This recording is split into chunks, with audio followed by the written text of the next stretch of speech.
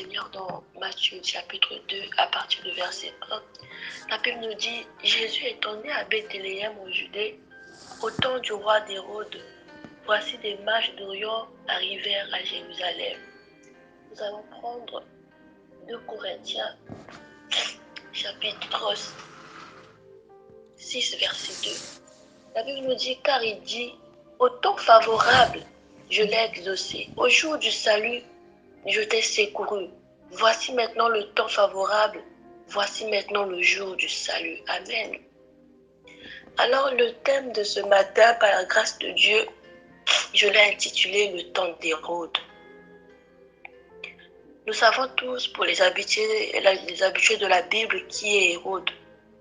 Hérode, c'est le roi, en fait, qui régnait pendant que le Seigneur Jésus-Christ était né. C'était un roi, nous savons, qui a été sanguinaire. C'était un roi, en fait, qui, au départ, au-delà de tout d'être sanguinaire, c'était un roi qui incarnait le savoir intellectuel, qui avait la connaissance. C'était un roi, en tout cas, dont les gens craignaient le plus à cette époque-là. C'était un roi vraiment qui gouvernait à Bethléem, là où était né Jésus-Christ. Et nous savons tous ce qu'il a eu à faire. Lorsque Jésus est né, les mages sont arrivés pour voir Jésus pendant sa naissance.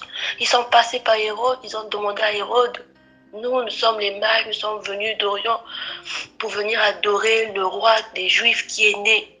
Étant donné que lui, il était juif, il ne voulait pas partager sa gloire à quelqu'un, il avait tout le pouvoir à cette époque-là.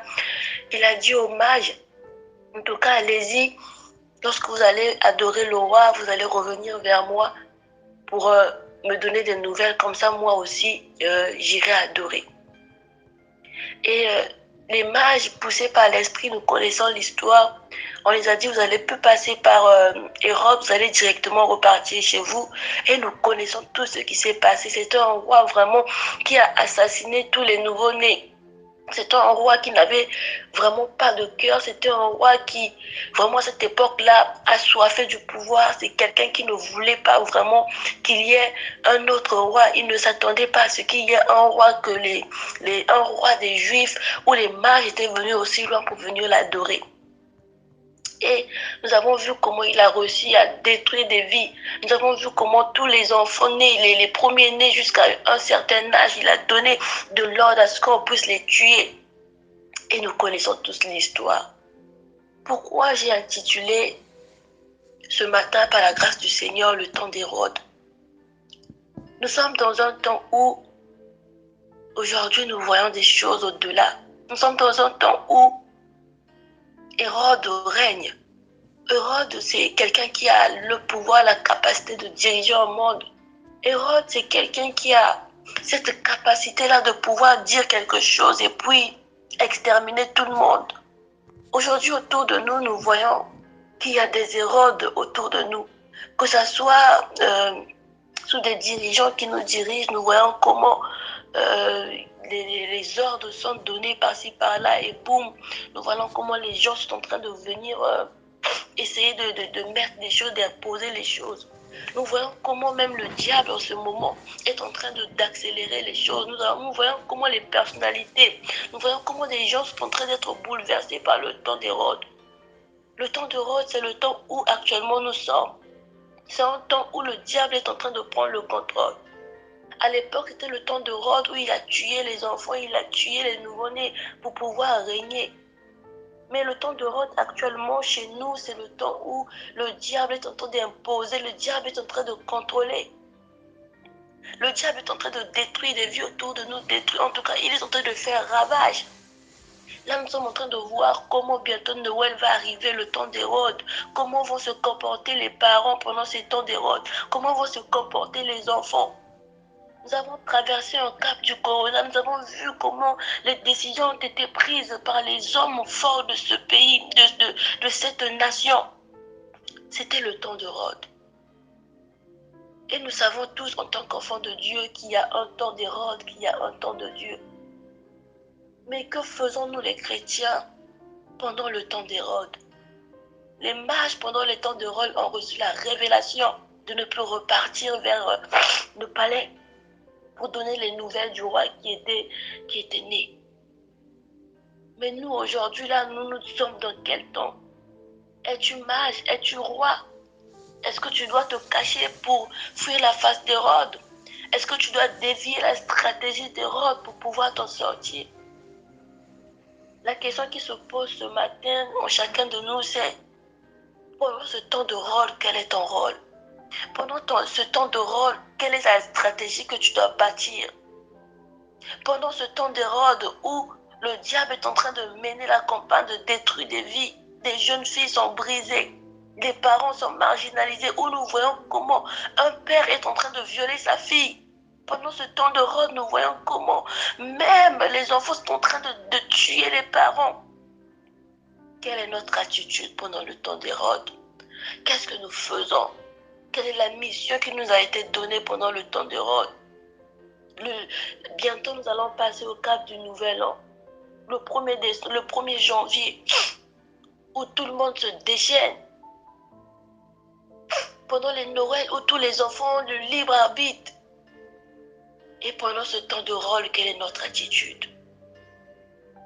Et le temps de Dieu, dans ce que nous venons de lire dans 2 Corinthiens 6, où il dit,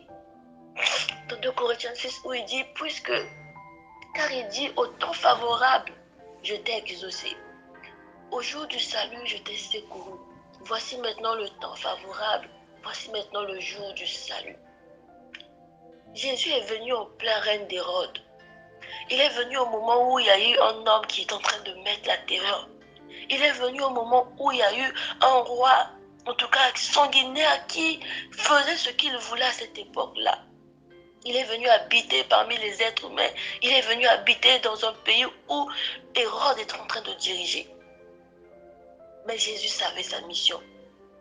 Jésus savait qu'il devait apporter la lumière. Jésus savait qu'il devait vraiment venir, pas rivaliser, mais qu'il était venu normalement à cette époque-là pour accomplir quelque chose. Et les parents de Jésus, avertis, convaincus, conscients, et ils ont écouté la voix du Saint-Esprit pour dire, prenez l'enfant Jésus, nous connaissons la suite. Éloignez-vous, fouillez, cachez l'enfant, nous connaissons ce qui s'est passé. Malgré tout ce qui est arrivé, il y a eu des gens en tout cas qui ont payé le prix. Il y a eu des bébés qui sont morts parce que c'était le temps d'Hérode.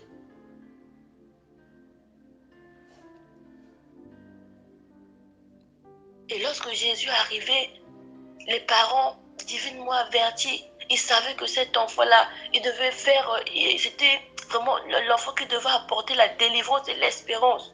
Ils n'ont pas hésité. Ils ont accepté le temps d'Hérode, ils ont accepté la personne qui régnait à cette époque-là et ils ont fui en fait avec l'enfant pour pouvoir protéger la vie parce qu'ils savaient qu'il y avait une mission, que Jésus avait une mission à accomplir. Quelle est notre attitude face au temps d'Hérode? On n'est pas tous appelés à fuir. Jean-Baptiste, pendant son temps, lorsque le roi Hérode est en train de régner, bon, quand je dis Hérode, je ne dis pas que c'était, mais pendant que le règne, pendant que Jean-Baptiste est en train de prêcher la parole, lui, il n'a pas fui. Au contraire, il a affronté jusqu'à la mort. Parce qu'il connaissait sa mission. On a tous nos temps d'Hérode dans nos vies. Il y a tous des gens où pendant le moment de détresse, pendant des moments vraiment où nous savons que ça, c'est pas le temps de Dieu. Ça, c'est un temps d'Hérode. Ça, c'est un temps de l'ennemi. Mais quelle est notre attitude? À chacun la mission. Quelle est la mission que Dieu t'a été donnée? On n'est pas tous appelés à fuir pendant les temps d'Hérode. Il y a d'autres à qui Dieu avait déjà destiné d'affronter Hérode. Hérode, ce sont les situations que nous vivons. Hérode, ce sont les gens que Dieu a mis autour de nous pour les transformer par notre canal, par la grâce de Dieu. Hérode, c'est quand tu es dans un pays où tu vois qu'il y a une loi qui t'a été donnée. Est-ce qu'il faut fuir? Est-ce qu'il faut affronter? Chacun a une mission. Mais dans la vie de tout un chacun, il y a toujours un temps d'Hérode où le diable doit régner pour que la gloire de Dieu se manifeste.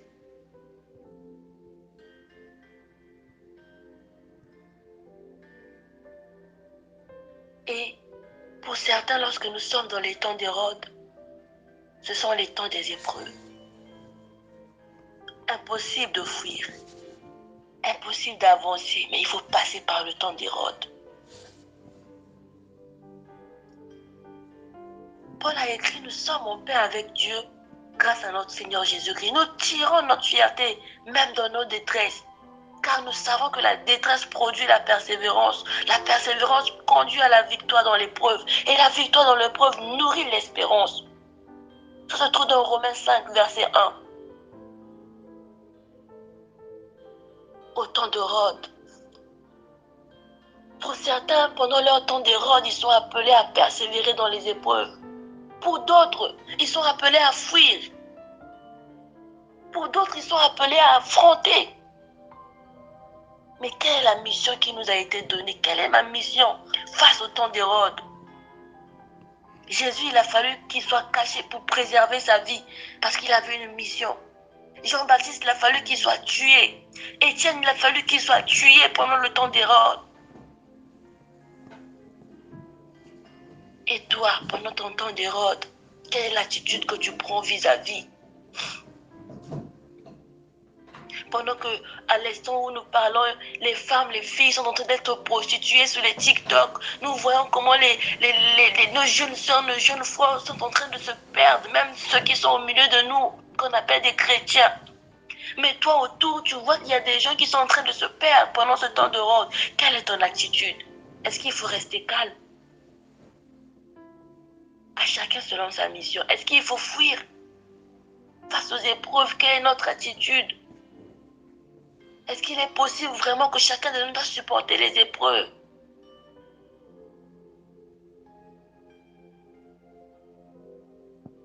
Le temps de Rhodes, c'est aussi apprendre à accepter que ça, ce n'est pas mon temps.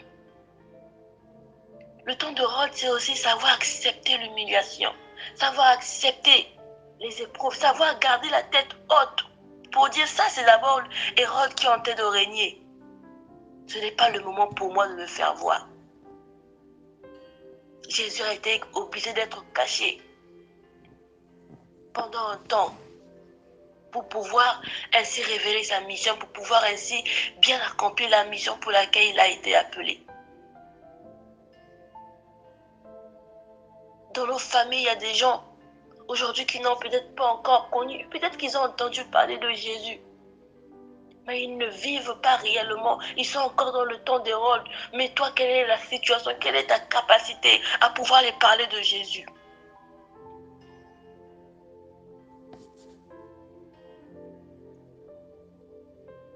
Il y a un témoignage qu'on m'a fait dernièrement. Il y a eu un frère, en fait, qui, dans toute sa famille, vraiment, la prostitution régnait. L'infidélité, même les femmes mariées pouvaient être infidèles, les hommes mariés pouvaient être infidèles. C'était un temps, dans sa famille, c'était quelque chose vraiment de normal. C'était quelque chose que nos parents, nos aïeux, ils étaient comme ça, donc nous, on ne peut rien faire. Le temps de Rhodes a régné dans cette famille pendant des générations. Mais il y a eu un tellement qu'il a regardé, il s'est dit, non, ça je ne peux pas abandonner. On lui disait toujours, ton grand-père était comme ça, ta grand-mère était comme ça. C'est pas toi qui vas venir changer le cours des choses. C'est dans une famille où Hérode a régné par l'infidélité, l'impudicité, il a fait des trucs.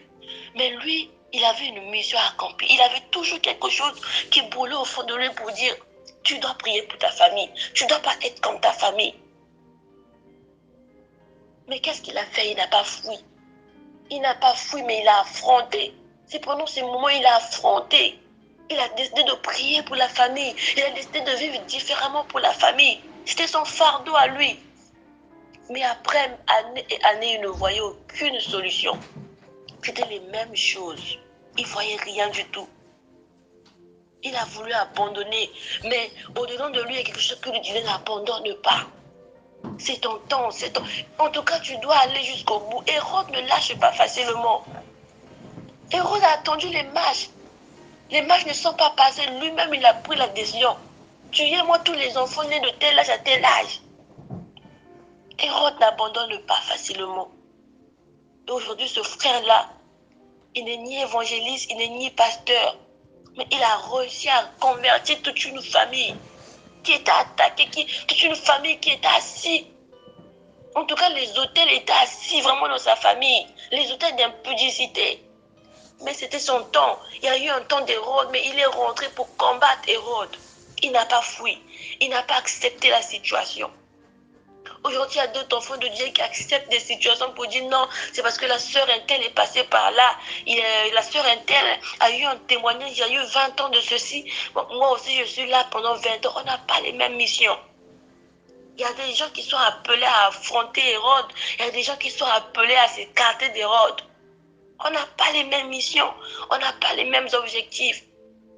Le témoignage d'une sœur, ce n'est pas ton témoignage. Si elle était obligée de vaincre, par exemple, au moment, il faut vivre par le discernement.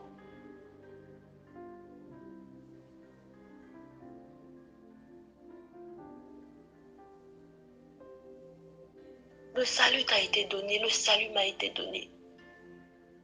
Le temps favorable de Dieu a été donné en chacun de nous. Et quand le temps de Dieu arrive, nous savons qu'il y a des signes qui sont là. On peut naître d'une famille, on peut naître d'une même mère ou d'un même père, mais on n'a pas les mêmes missions. Pendant que toi, tu es en train de voir Hérode faire la terreur, toi, peut-être que tu n'es pas assez forte ou assez faible, assez vivante pour affronter. Peut-être que toi, ta mission, c'est juste t'éloigner un peu d'Hérode pour prier. Mais il y a des gens de la famille, il y a des gens qui sont là pour affronter Hérode. Jean-Baptiste n'a pas hésité face à la mort. Il devait passer par là. Quelle est notre attitude à chaque épreuve? Lorsque Hérode décide dans nos vies, lorsque Hérode prend le pouvoir, quelle est notre attitude?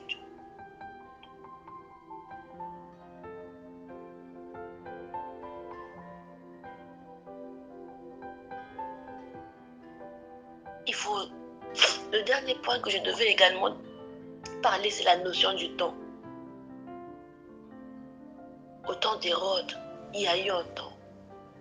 Hérode n'a pas duré éternellement. Et nous voyons même, jusqu'à la mort de Jésus, la résurrection et tout, on ne parlait plus d'Hérode.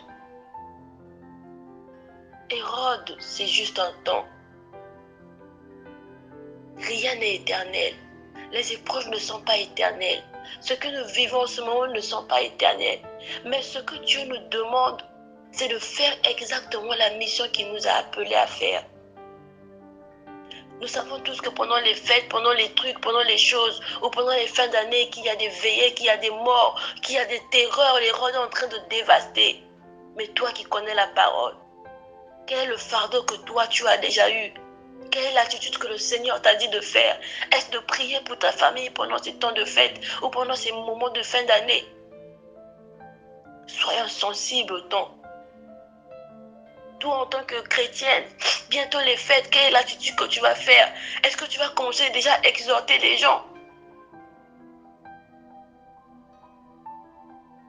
Quelle est notre attitude au temps d'Hérode? Dernièrement, j'étais en train de réfléchir sur un truc.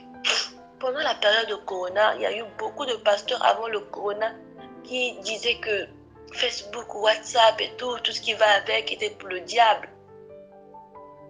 Mais lorsque le Corona est arrivé, le temps d'Hérode, il y a d'autres pasteurs, je ne sais pas que je cautionne, non, mais il y a d'autres pasteurs qui ont utilisé le même canal pour pouvoir apporter la nouvelle, la bonne parole. Parce qu'on était tous à la maison. Mais il fallait que la parole de Dieu continue à circuler. Ils ont d'abord peut-être laissé leur fierté de côté. C'était le temps d'Hérode pendant le Corona. Mais qu'est-ce qu'ils ont fait? Et même ceux qui étaient en train de condamner Facebook, WhatsApp, on était tous là en train de faire des lives.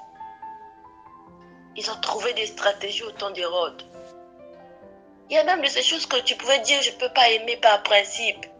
Mais quand le moment d'Hérode arrive, tu es obligé de créer quelque chose pour pouvoir, en fait, accomplir la mission que Dieu t'a appelée.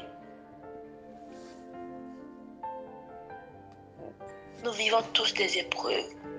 Chacun de nous a un temps d'Hérode dans sa vie, où tu n'as même pas le contrôle de ce qui arrive, où tu n'as même pas le pouvoir de chaque événement qui se passe sous tes yeux. Mais quelle est l'attitude que toi tu prends? Quelle est l'attitude que moi je prends?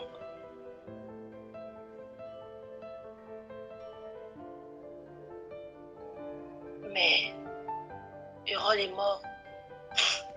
Lui qui avait le pouvoir, il avait fait son temps. Le temps d'Hérode n'est pas le temps de Dieu. Même quand tu vois que tout est sombre, dis-toi que le temps d'Hérode n'est pas le temps de Dieu. C'est juste une période de règne. Il a juste régné pendant une période donnée. Hérode passe. Hérode passera. Hérode est même passé à la mort. Il est mort. Mais à l'opposé de Jésus, à l'opposé du temps de Dieu, à l'opposé du salut, de l'espérance,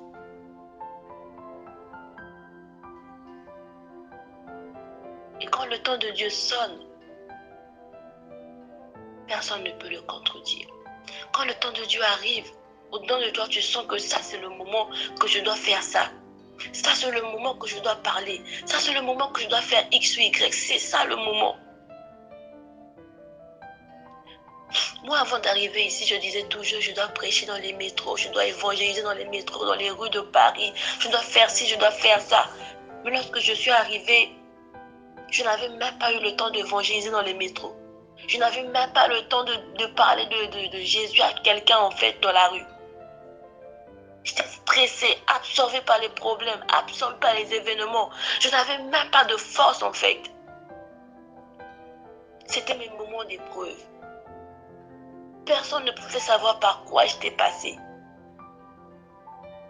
Je ne pouvais rien faire à cette époque-là. Il y a même d'autres qui ont même pu à juger pour dire le feu s'est éteint. Qu'est-ce qui s'est passé? On ne te sent plus. C'était le temps d'Hérode. J'étais là, je ne sais. Moi-même, je n'avais même pas de force. Qu'est-ce qu'il fallait faire? Il y a eu un moment où j'ai failli en fait abandonner. Il y a eu un moment où j'ai failli vraiment déposer les clés.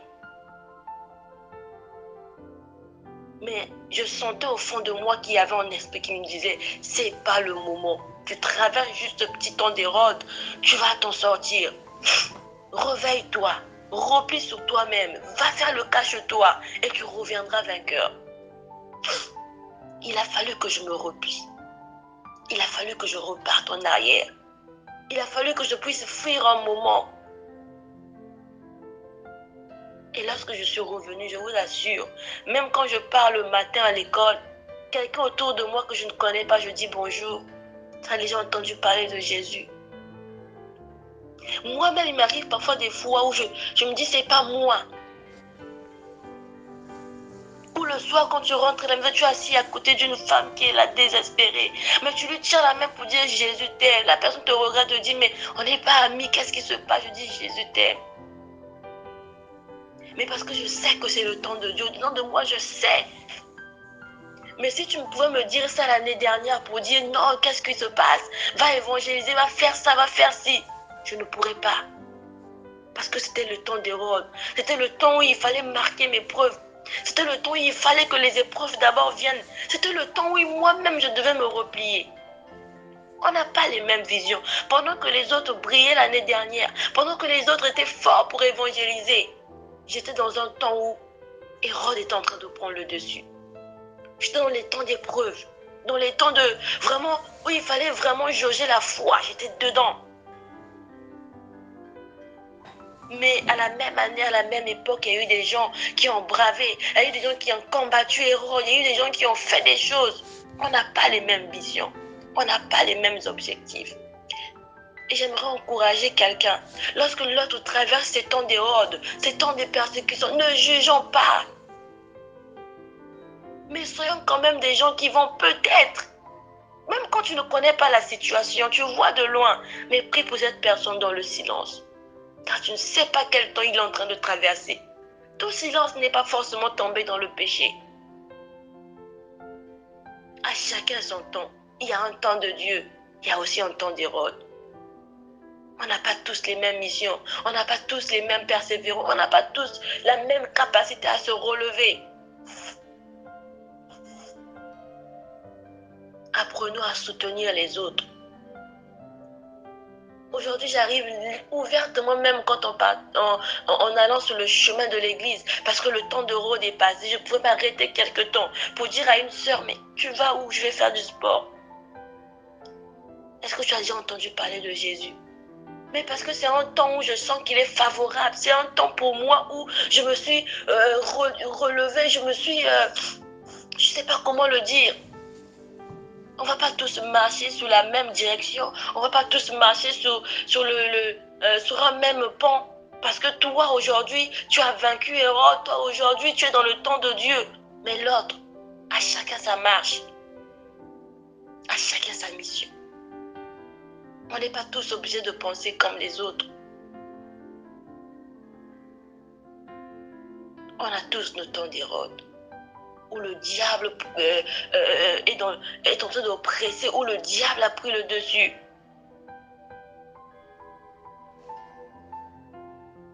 Jean-Baptiste, lorsque il était emprisonné, ses disciples sont arrivés pour dire, allez dire à Jésus s'il est réellement le Messie que nous on attendait. Les apôtres sont allés là-bas. Les disciples de Jean-Baptiste sont allés pour voir Jésus pour dire, on nous a envoyés. Pour savoir est-ce que c'est toi qui était censé arriver. Parce que même les disciples de Jean-Baptiste ne pensaient pas. En fait, pour eux, ils étaient genre, mais comment ça se fait que notre maître est en prison et Jésus est là en train de faire ce qu'il veut avec ses apôtres, il continue sa mission, alors que nous sommes là en train de jeûner. Pourquoi ils ne pouvaient pas jeûner avec nous? Non.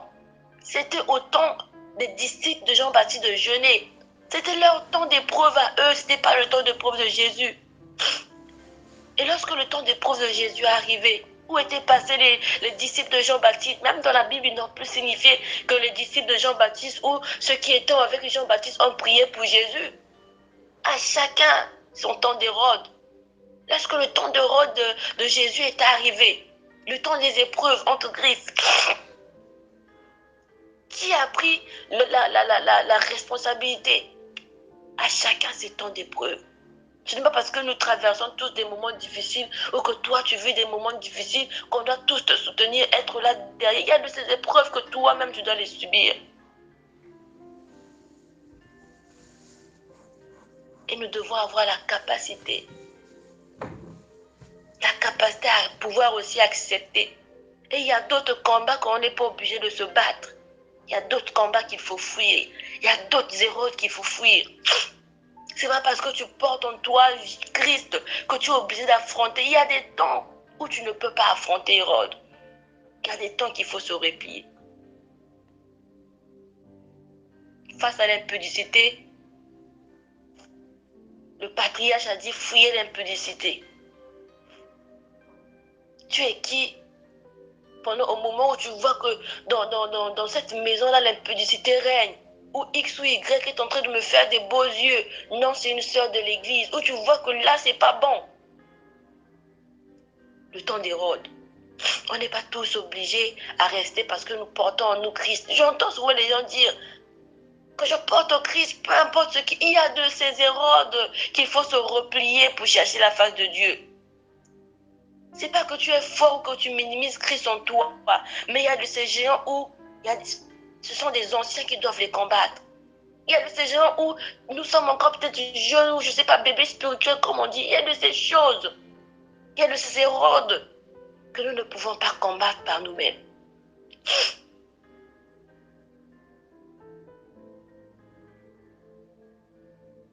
Aujourd'hui, c'est le temps de la grâce. Nous disons tous, nous sommes dans le temps de la grâce.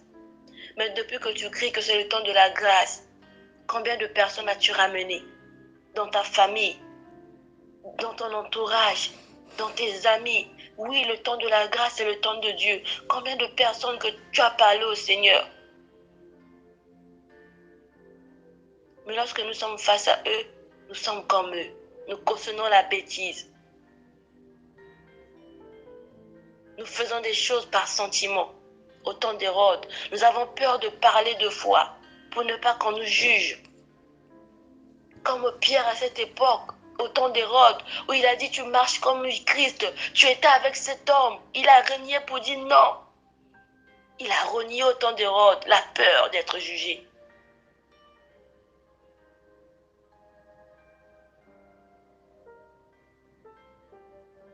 Est-ce que tu es dans ton temps favorable? Est-ce que tu es dans ton temps d'Hérode? Quelle attitude prends-tu face à ton temps? Moi, actuellement, je suis dans le temps favorable de Dieu. Parce que les choses que je fais, les choses que je vis, et ce que mon esprit à moi me convainc, me dit de faire, je suis dans le temps de Dieu. Le temps de Dieu où je dois manifester Christ. Le temps de Dieu où je dois ramener les âmes. L'année dernière, je n'ai ramené aucune âme. C'est vrai que j'ai fait des prières d'acceptation aux gens, mais je n'ai pas suivi des âmes. Je n'ai ramené aucune âme l'année dernière, un gâchis. Le temps d'Hérode. C'est un temps où tu vois que tu ne peux rien faire de toi-même. Un temps où tu te rends compte que tu as perdu tellement de choses, mais tu as été faible. Quel est le temps dans lequel toi tu te trouves?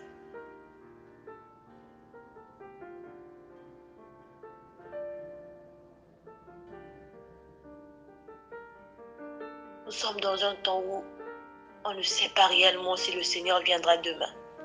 Tellement qu'il y a des choses qui se passent. Des mamans qui tuent les enfants qui tuent leur père, la prostitution qui a pris le dessus, l'homosexualité qui est en train de régner autour de nous. À l'école, on ne peut pas... Moi, dans ma salle, par exemple, là où je suis, les gens pour parler... Parce qu'on a des gays dans la salle. Mais tu vois qu'il y a des gens qui n'aiment pas ça, mais qui sont obligés de se taire parce que la loi encourage que les gays doivent se marier et qu'un gay peut te porter, un homo, pardon, des gays peut te porter plainte au cas où tu parlais du mal d'eux. Dans ma salle, il y a eu des homosexuels dans ma salle. Et même les profs, tu vois, les musulmans là, ils n'aiment pas. Mais ils sont obligés de se cacher parce que la loi sont de leur côté. Mais moi, une fois, je suis rentrée dans la salle. Ils étaient là en train de parler entre eux. Je suis allée m'asseoir au milieu d'eux. J'ai commencé à leur poser des questions. Qu'est-ce que tu ressens? Non, moi j'aime les hommes. Moi j'aime les hommes. Moi je fais ça. Je me sens bien avec eux. La liberté et tout. J'ai commencé à discuter avec eux. J'ai commencé à dire oh ce que les autres ne pouvaient pas dire. Parce que pour moi, c'était le temps favorable de Dieu. Je ne sais pas un hasard si je suis arrivée là. Au-dedans de moi, je sentais la conviction, j'ai commencé à parler. Je leur ai présenté Christ. Ils connaissaient qu'il y avait un Jésus quelque part, mais j'ai commencé à parler. Ils sont devenus mes amis. Il y a un même qui me voit le temps et me dit, mais aujourd'hui, tu ne parles pas de la parole. Ce que j'aime chez toi, c'est que tu dis des choses haut et fort. Mais ce n'est pas moi, c'est l'Esprit qui est en moi. Et je sens que ça, c'était le temps où il fallait que je parle. Apprenons à discerner le temps. Si je pouvais dire, on est dans un pays où si tu dis un truc, ils vont te porter plainte. Mais je ne les insulte pas. Je ne les dénigre pas, mais je leur parle de Dieu dans toute la politesse possible.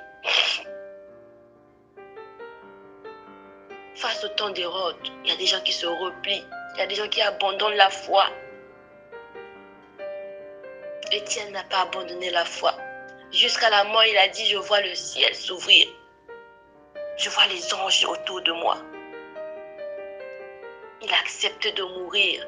Parce que lui, sa mission, c'était de parler, de proclamer, de manifester Christ. Il ne s'est pas tué parce qu'on tuait les chrétiens à cette époque-là. Il a foncé. Ce soir, le Seigneur t'interpelle. Quelle est ta mission? Quelle est l'attitude que tu dois prendre face au temps d'Hérode, face au temps favorable de Dieu? Il y a même d'autres, même quand ils sont au temps favorable de Dieu, incapables de parler de Christ à une sœur. Tellement que c'est une sœur qui aide beaucoup, c'est un frère qui les aide. Et ce frère ne marche pas dans la droiture. Bon, on est obligé de cajoler un peu avec ce frère-là. Moi, je ne marche pas par les sentiments. La vie m'a appris à ne plus marcher par les sentiments. Ça ne va pas, je te dis. Quand je sens la conviction qu'il y a quelque chose, j'en parle.